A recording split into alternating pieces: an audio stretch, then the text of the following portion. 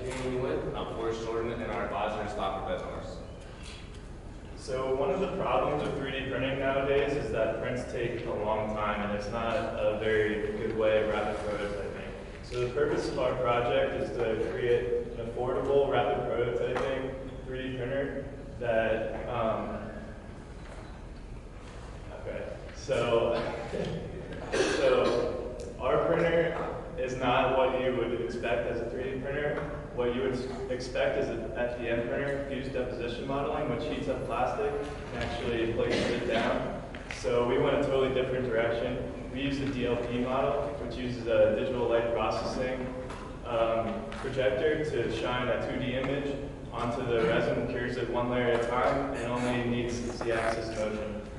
And we took this one step further to reduce print times. We implemented an oxygen permeable layer that creates a dead zone and eliminates the up and down motion that a regular DLP printer has. So just to recap on last semester, our main build for last semester was just our base, which uses aluminum 80/20 T-slide that allows our parts to slide around as we want. We also had to buy our projector, which is the main important part of our project. This lets the UV out, which cures the resin to create the 3D part. And we had a first draft mirror mount as well, which we updated this semester. We looked into our stepper motor and a stepper driver that drove our system, and then we researched the Creation Workshop, which is the overall program which the parts go into for our 3D printer. And other research we did included for our linear actuator and what drove that linear actuator as well. So just some updates for this semester. Our main update of our project was our oxygen permeable layer. We started with Teflon AM2400, but we only had one piece of this, and we knew we would have to do a lot of testing, so we moved on to breathe easy strips, which are, at comparison, they're only about 80 cents a sheet, and we could get a lot more of those. And it's also an oxygen permeable layer, which did the same thing. And other updates to our project included the resin and the basin, which includes a tension system, which we'll talk about later, and an adjustable mirror mount, which we use slide screws that allowed us to move the mirror around as we needed to. For the electromechanical, we went ahead and bought our linear actuator as seen here. That's another main portion of our project. We bought our stepper motor and our stepper motor drivers. That's included in the Rams 1.4 shield, which is an Arduino-based shield. To run that shield, we're using this Marlin firmware that's installed on top of the Arduino. To connect to that firmware, we're using the Creation Workshop, as he stated earlier, over communication over USB. It's all powered by a 12-volt 5-amp power supply as specified for some of these shields.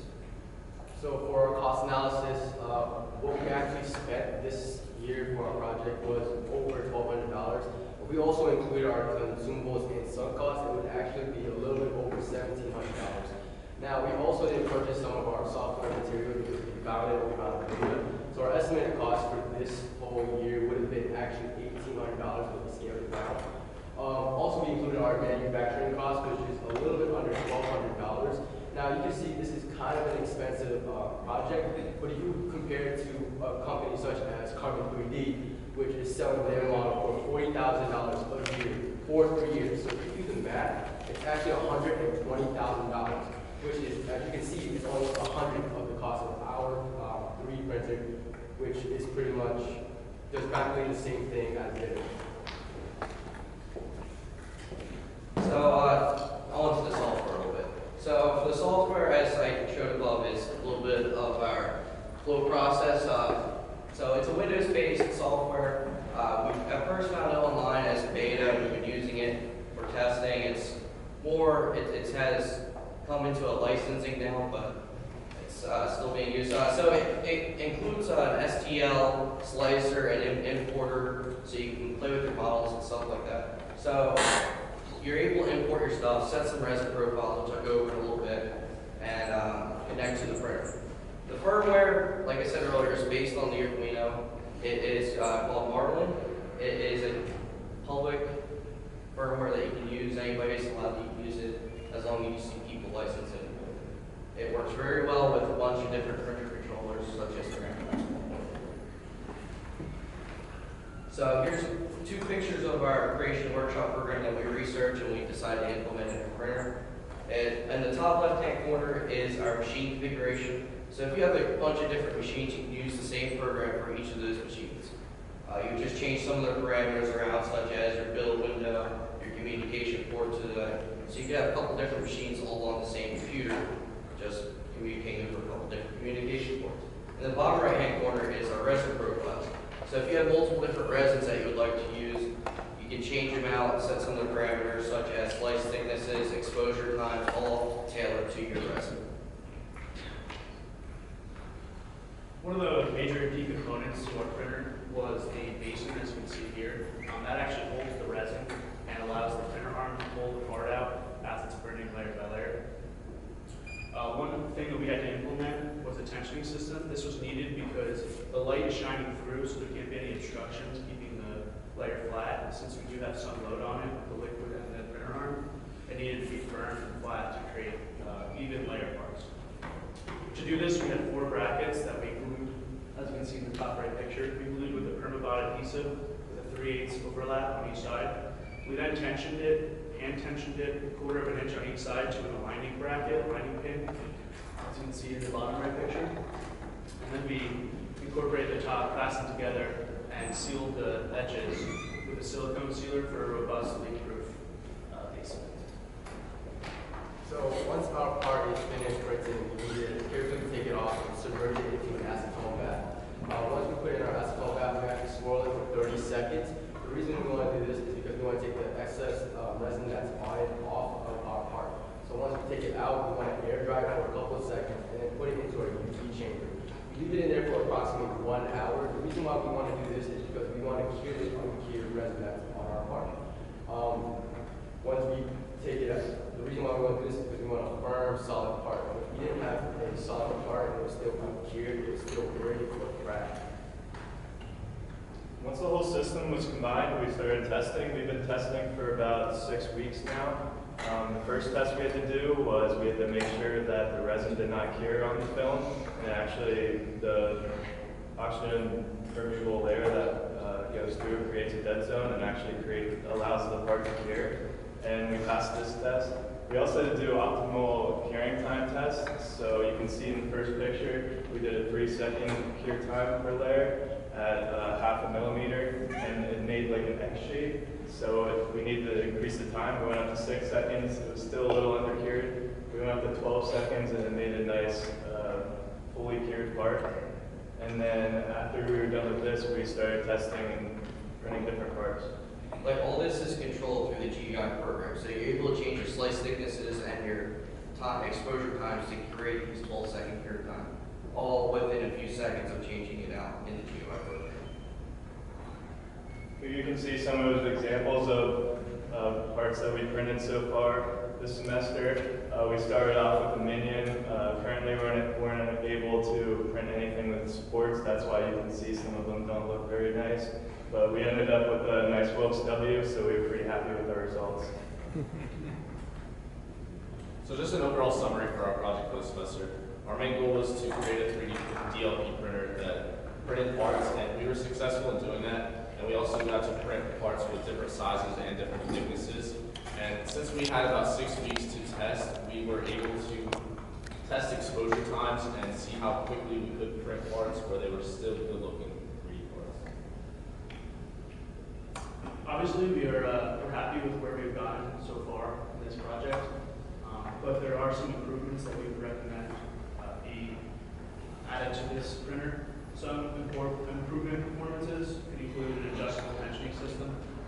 Similar to a drum kit, we would be able to tension it mid or post-print.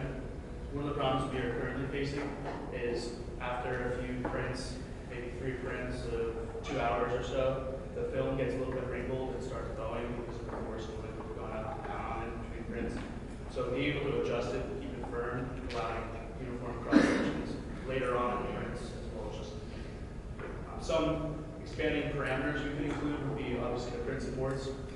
We did try with that many to print supports and it wasn't successful. They kind of merged together. We believe that with more testing and with implementing different resins and orientations, we think we would be able to accomplish that.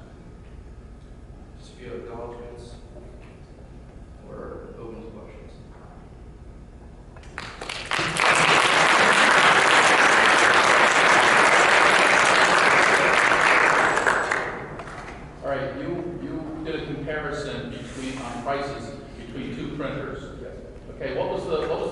printer you compared yours to? Carbon 3D. And how much is that printer? For over 3 years, $120,000. And how big of a part can it print? Print. The window's a little bigger than ours. A little Ours bigger. is 3 by 4 inches. Theirs is probably 4.5 by 4. Same material? They used the Teflon that we originally were going to use, which it costs about $200 for that size. We're using Breathe Easy films, which are used for to seal like samples, and ours are 80 cents per sheet compared to $200 per sheet.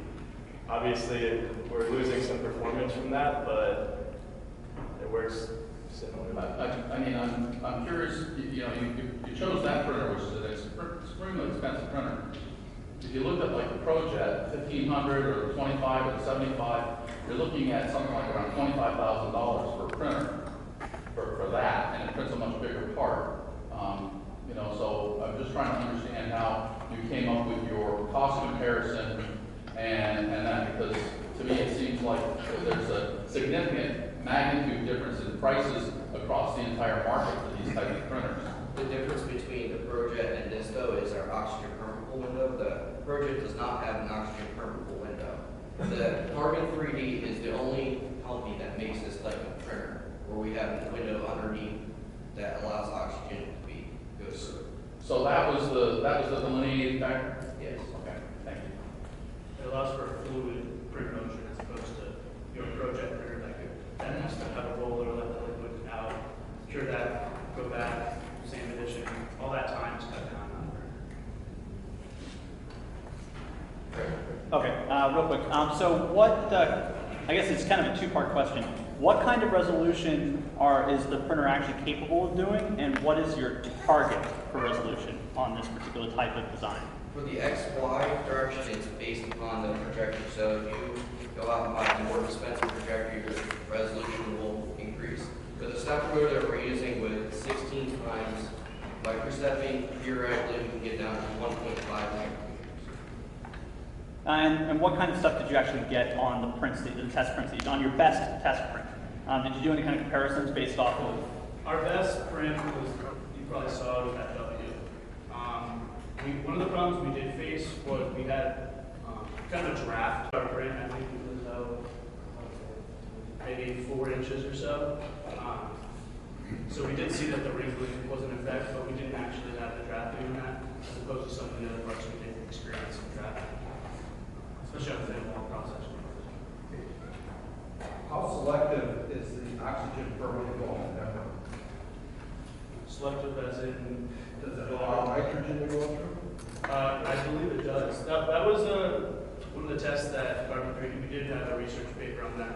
They actually experimented with nitrogen, straight oxygen, and air. We used air to implement an oxygen force. They found that oxygen was actually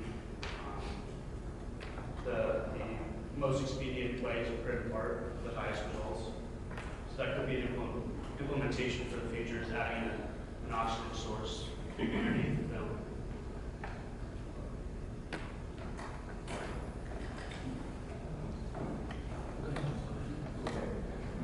Are you guys aware of any effort to make this true 3D using like 3D hologram lens? What do you mean? Like this is basically a 2D. You create a 2D and then you add the third layer by layer, right? Yeah. Is there any effort to, project a 3D hologram and print it that way? I mean, what is? I've never seen anything. That's not in this.